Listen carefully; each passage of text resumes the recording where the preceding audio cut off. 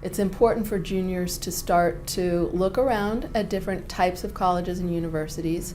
It's a great time to visit campuses. Junior year spring break is probably the most popular time to go and look at campuses because usually the college students will be on campus then. Ideally, you want to see a campus when the students are there. When you visit in the summer, you don't always get to see students in action. Before you even step foot on campus, you need to let the college know that you're coming. It's really important to schedule a visit well in advance and make sure that you request any special appointments.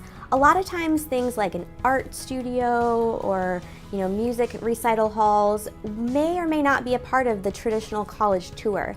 So don't be afraid to request any extras.